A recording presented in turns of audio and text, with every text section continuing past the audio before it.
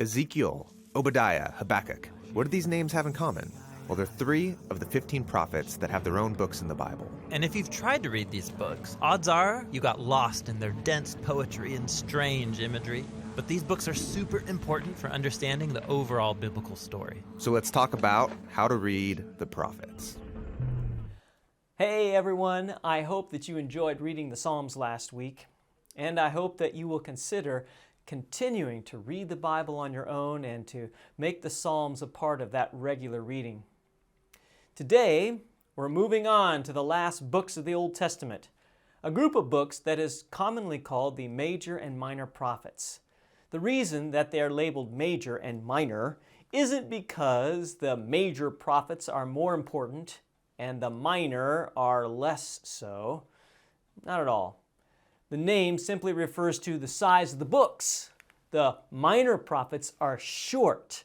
For example, the book of Obadiah has only 1 chapter and 21 verses in that chapter, while the major prophet of Jeremiah has 52 chapters. It's huge. But before we jump into the prophet Ezekiel's book, we really need a running start to understand who the prophets were and what they were to accomplish. They were an interesting lot, and God had them do some very strange, attention-grabbing things. One of them, at God's command, mind you, walked around naked for 3 days. Nope, 3 years. Oh my goodness. Another guy had to cook his food over human, how should we say it, feces. Ew. Now, how's that for attention grabbing?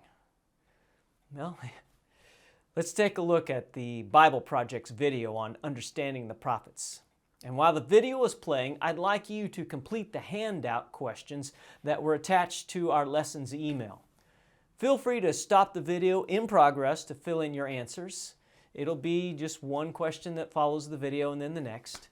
And when you're all done, take a quick picture of your work and email it to me. Here is the first of our 3 short videos. When I hear the word prophet, I think of a fortune teller, someone who predicts the future. That's what being a prophet means in many cultures, but not in the Bible. While the biblical prophets sometimes speak about the future, they're way more than fortune tellers. How should I think about them? Well, they were Israelites who had a radical encounter with God's presence, and then were commissioned to go and speak on God's behalf. Like a representative. Right. And the thing that they cared about the most is the mutual partnership that existed between God and the Israelites. Right, the partnership. God rescued Israel from slavery in Egypt and invited them to become a nation of justice and generosity that would represent his character to the nations. And so this partnership required all Israelites to give their trust and allegiance to their God alone. In the Bible, this partnership's called the covenant. But the leaders, the priests, the kings, led Israel astray and they broke the covenant. And so this is where the prophets came in, to remind Israel of their role in the partnership. And they did this in 3 ways. First, they were constantly accusing Israel for violating the terms of the covenant. The charges usually include idolatry, alliances with other nations and their gods, and allowing injustice towards the poor. So like covenant lawyers. Right. And so second, the prophets called the Israelites to repent, which means simply to turn around. They spoke of God's mercy to forgive them if they would just confess and change their ways. But Israel and its leaders didn't change. Things went from bad to worse. And so that brings us to the third way the prophets emphasized the covenant. They announced the consequences for breaking it, which they called the day of the Lord. Oh yeah, the apocalypse. Visions of the end of the world. Well, sort of. The prophets were mostly interested in how God would bring his justice on Israel's corruption and on the violent nations around them. And while explaining these local events, they often used cosmic imagery. Cosmic imagery? Yeah, like Jeremiah.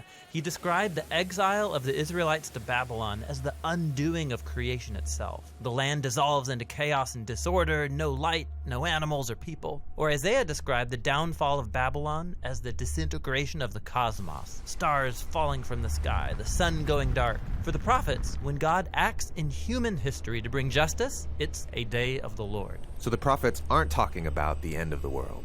Well, hold on. They're doing many things at once. The cosmic imagery shows how these important events of their day fit into the bigger story of God's mission to bring down every corrupt and violent nation once and for all. The prophets cared about the present and the future, and the cosmic imagery allowed them to talk about both at the same time. Got it. So no matter when you live, the day of the Lord's bad news if you're part of Babylon. But it's good news if you're waiting for God's kingdom. The day of the Lord pointed to the return of the exiles to Jerusalem, and once again, the prophets use cosmic poetry to describe it. They see a new Jerusalem like a new Garden of Eden, with all humanity living at peace with each other and with the animals. And there's a new Messianic king who restores God's kingdom in a renewed creation. Beautiful. So those are the three themes in the prophets. These prophets must have been very powerful, persuasive speakers. Well, some were, but others lived on the margins. They would often perform strange symbolic stunts in public to communicate their message. Like when Ezekiel lay in the dirt and built a model of Jerusalem being attacked by Babylon. Or when Isaiah walked around naked for 3 years as a symbol of the humiliation of exile. So did people pay attention to them? Not really. The stories in these books show how the prophets were a minority group mostly shunned by Israel's leaders. And their writings were a kind of resistance literature. Most people ignored them, that is, until their warnings came true in the Babylonian exile. And after that, people began to take their words seriously. Yes, the works of these earlier prophets were inherited by later unnamed prophets who studied these texts intensely. They're the ones who arranged the Hebrew scriptures as we know them, including the books of the prophets. Okay, and there's 15 books of the prophets. The big three are Isaiah, Jeremiah, and Ezekiel. And then there's a collection of 12 smaller prophetic works unified on a single scroll. And in each of these books, you'll read stories about the prophets and their poems and visions, all arranged to show the cosmic meaning of Israel's history. How God would turn their tragic story of failure and exile into a story of hope and restoration for all nations. And it's that twin message of prophetic warning and of hope that the prophets cared about so much. And it's a message that we still need to hear today. Now we're going to look at the major prophet Ezekiel. And you remember why the book is called a major prophet, right? Because the length and not because of its importance. There are many well-known stories in this book, and the Valley of Dry Bones is read every year in our worship service. The people are dead in their love and trust for God, but He makes them alive again. When Jesus came and began to preach, He talked about this new life that is now available. God has kept His promise. Here is the first of the 2 Ezekiel videos. The book of the prophet Ezekiel. Ezekiel was a priest who had been living in Jerusalem during the first Babylonian attack on the city. And they spared the city, but they took a first wave of Israelite prisoners and hauled them off into exile, and Ezekiel was among them. So the book begins 5 years after all that, and Ezekiel is sitting on the bank of an irrigation canal near his Israelite refugee camp, and it's his 30th birthday, no less, the year that he would have been installed as a priest in Jerusalem. And then all of a sudden, Ezekiel has this vision. He sees a storm cloud approaching, and then inside the cloud are 4 strange creatures that have wings outstretched and touching each other. And these creatures each had 4 faces. And then he saw 4 wheels, one by each creature. And then he saw that the wings of the creatures were supporting this dazzling platform, and then on that platform is a throne, and then sitting on that throne is this human-like creature, glowing and shrouded in fire. And then all of a sudden Ezekiel realizes what he's seeing. He calls it the appearance of the likeness of the glory of the Lord. It's God riding His royal throne chariot. Now the word glory, in Hebrew it's kavod. It means heavy or significant. The biblical authors use this word to describe the physical appearance and manifestation of God's significance when He shows up in person. These images in the vision, they're very similar to what happened when God appeared on Mount Sinai in the book of Exodus. And it's also very similar to the depictions of God's presence over the Ark of the Covenant. And that's actually the most shocking thing about Ezekiel's vision. What is God's glory doing in Babylon. It's supposed to be above the Ark of the Covenant in the temple in Jerusalem. And so the first section of the book opens to explore that question as Ezekiel begins to accuse Israel of rebellion. So God first speaks to Ezekiel from the throne chariot, and he commissions him as a prophet. Ezekiel is to accuse Israel of breaking their covenant agreement with God in a couple ways. Israel has given their allegiance to other gods and has been worshiping idols, and this has all led to rampant social injustice and violence. And so as a result, God appoints Ezekiel to warn the people. The first Babylonian attack that took Ezekiel into exile is going to be matched by another, and Jerusalem, its temple, all face imminent destruction. So Ezekiel uses words and more to get his message across. He also performs sign acts. These were a form of street theater. Ezekiel would go out in public and start behaving in these really bizarre ways that were like parables of his prophetic message. So he was supposed to build a tiny model of Jerusalem and then stage an attack on it. Or he was to shave off all of his hair and then chop it up with a sword. Or the most extreme, he was to play the role of the scapegoat on the Day of Atonement. And he would lay on his side for over a year, eating food cooked over poop, as a sign of the nasty food that people will have to eat during the siege of Jerusalem. And perhaps the most disheartening thing of all is the bad news God gave Ezekiel that no one was going to listen to him. Israel would reject him because of their rebellious and hard heart.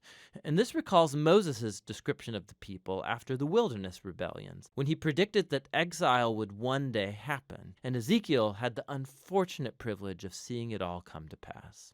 And so a dismayed Ezekiel, he begins to perform his task. And after about a year, he has another vision. This one is about the temple. He goes on this virtual tour of the temple, and he sees what's happening there in his absence, and it is not good. In the outer courtyard in front of the temple, he sees this large idol statue. And then he sees the elders of Israel worshiping other gods, both outside and inside the temple. And then he sees the women of Israel. They're worshiping a Babylonian god named Tammuz. And the vision ends with God's glorious throne chariot moving up and away from the temple. It's leaving, going east, headed towards Babylon. And so in chapter 11, we come to see why and how God's glory appeared to Ezekiel there in Babylon. Israel's idolatry and their covenant violations, it's become so blatant and offensive that God has left his temple. They've driven him away, and he consigns it to destruction.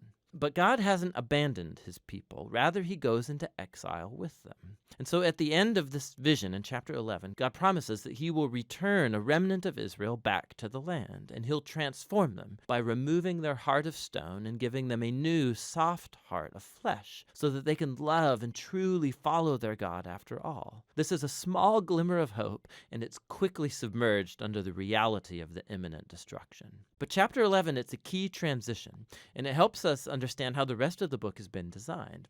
So the next 3 sections are all announcements of God's judgment, first on Israel, then on the nations around Israel, and then on Jerusalem itself. But then after that, the hopeful conclusion of chapter 11 gets developed in the final 3 sections of the book. First, hope for Israel, then for the nations, and then for all creation. Chapters 12 through 24 focus on God's judgment coming to Israel. And this is a diverse collection of poems and essays. And here Ezekiel shows his fondness for parable and allegory. So he depicts Israel as a burnt, useless stick, or as a rebellious wife, or as a dangerous, raging lion that gets captured, or as 2 promiscuous sisters. These are all depictions of Israel's senseless rebellion and idolatry that results in their ruin. In this section, Ezekiel also acts like a lawyer. He begins arguing the case that, first of all, Jerusalem's destruction is truly deserved after centuries of covenant violation, and that even if the most righteous people in the world, like Noah or Daniel or Job, were alive and praying for God to spare Israel, God would not accept their prayers. It's far too late. And so God's goodness actually demands that he bring justice on this generation of Israel. The exile has become inevitable. They've reached the point of no return. Following this, Ezekiel focuses first on the nations immediately around Israel, and then on the 2 most powerful states in the region, Egypt and then Tyre. Israel has allied with these nations and adopted their gods and their idols. And so God accuses the kings of Tyre and Egypt for arrogantly viewing themselves as gods who get to define right and wrong on their own terms. And God holds these kings accountable for their pride, and he announces that he will use Babylon to bring them down. They will face God's justice along with everybody else. Following these really intense sections is a short story in chapter 33. Ezekiel's met by a refugee who's just arrived from Jerusalem, and he gives them the report that Babylon has attacked the city of Jerusalem, that the city has fallen, and the temple is destroyed. Ezekiel's grim warnings have become a reality. But remember, the end of chapter 11, that's not the end of the story. And so in the next video, we'll explore Ezekiel's profound vision of hope. But for now, that's the first half of the book of Ezekiel. Open up your Bible to Ezekiel chapter 11, verses 17 to 21, and read it. God makes the promise to a people far from their homeland of Israel about how he will bring them back. But how will they keep from repeating the pattern that humanity has been on since the day that Adam and Eve first rebelled in the Garden of Eden? Well, take a moment to record your answer on the worksheet. Now, here is the final segment of our lesson today of the Ezekiel video. The exile was the most horrendous catastrophe that ever happened to Israel, and it raised the big questions of whether God was done with Israel for good. But remember, at the end of chapter 11, God promised that there was still a future beyond exile for Israel. And so the rest of the book is designed to explore Ezekiel's vision of hope, first for Israel, then for the nations, and then for all of creation. The hope for Israel begins with God promising to raise up a new David, a future messianic king, who's going to be the kind of leader that Israel needed but never got. And this new Israel, who's going to come under the messianic king's rule, is going to be a transformed people. God's going to deal with the heart of their problem of rebellion by giving them new hearts. It's just like Moses promised at the end of the book of Deuteronomy. God says he's going to remove their hard hearts and send his spirit into his people to give them new, soft hearts that can love and obey their God. And this idea gets developed in the next strange vision. Ezekiel sees a huge valley filled up with dry human bones and skeletons, and God tells him that it's an image, a metaphor for Israel's spiritual state. So their rebellion against God, it resulted in exile and the literal death of many people, but it was also a metaphorical death of their covenant relationship. And God tells Ezekiel that his spirit is coming to bring his people back to life. And so this wind comes, and it causes all of the bones to stand up, and it fills them with breath and life, and then skin grows over the bones, and then all of a sudden Ezekiel sees all of these new humans standing in front of him. Now this vision, it's recalling the story about the creation of humans in Genesis chapter 2, where God made humans out of dirt and divine breath. And so Israel and all humanity have rebelled, resulting in death. And so the only hope is that God would perform a new act of creation and remake humans in such a way that they can truly live in a relationship of love with God and with each other. And so after God is going to deal with the evil that's in the hearts of his own people, some questions still remain unresolved. Like, what about the evil that's still rampant out there among the nations? And what about the future of God's dwelling place in the temple? And this is what the final two sections of the book are about. So first come chapters 38 and 39, and they promise God's final defeat of evil among the nations, which gets personified by a ruler who's named Gog from the land of Magog. Now, this name is derived from a genealogy of ancient kingdoms and lands from Genesis chapter 10, and it referred to powerful nations from the distant past. And so Ezekiel picks up this ancient biblical name as an image of any and all violent kingdoms. And so we find that Gog gets allied with 7 nations that come from all 4 directions of the compass, is clearly an image that represents all of the nations. And this also helps us understand why Ezekiel describes Gog with images that he used earlier in the book to describe the king of Tyre and the king of Egypt, Pharaoh. For Ezekiel, Gog is an amalgam of all of the worst, most violent people in the Bible. Gog is the archetype of human rebellion against God. The basic story in these chapters is that Gog resists God's plan to restore his people. And so just like Pharaoh in the Exodus story, Gog comes to destroy the people. But God unleashes his justice on Gog, and it's in a flurry of scenes that don't actually make very good literal sense if you read them in sequence. Because first, Gog and his armies are consumed by an earthquake, but then they're consumed by fire 2 different times, and then after that, God comes and strikes Gog and his army down in the fields where they lay unburied for months. It's clear that these scenes are full of symbol and imagery. Ezekiel has pulled out his entire poetic tool set here to describe how God is determined to finally defeat human evil that has ruined his world. And it's so that he can pave the way for a new creation. And so once evil is finally dealt with among the nations, the last section of the book describes how God's presence is going to one day return to his people and his temple to bring cosmic restoration. So Ezekiel first gets this long, elaborate vision of a new temple and a new city. He's given this heavenly tour guide who shows him around the new temple complex, and it's much larger and more majestic than even Solomon's temple. There's a new altar, new priests, a whole new system of worship.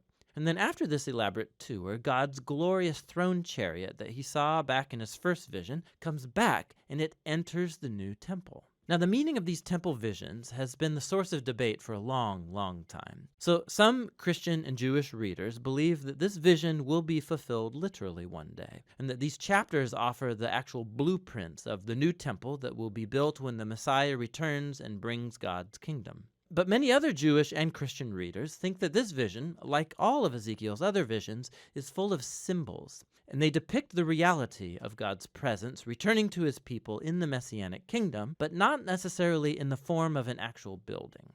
Whichever view you take, it's important that Ezekiel never calls the city Jerusalem, and chapters 47 and 48 show why. Ezekiel sees this tiny stream pouring out of the temple threshold and steps, and then it quickly becomes this raging river, and then it flows out of the temple and the city into the desert, into one of the most desolate places on planet Earth, the Dead Sea Valley. And then that river, it leaves behind it a trail of trees and life, and then the Dead Sea gets transformed into a living sea that's teeming with plants and animals. All of this imagery comes from the Garden of Eden in Genesis chapters 1 and 2. And we see just how cosmic Ezekiel's vision really is. God's plan has always been to restore all humanity and all creation back to his life-giving presence. And so the book ends with the name of this garden city.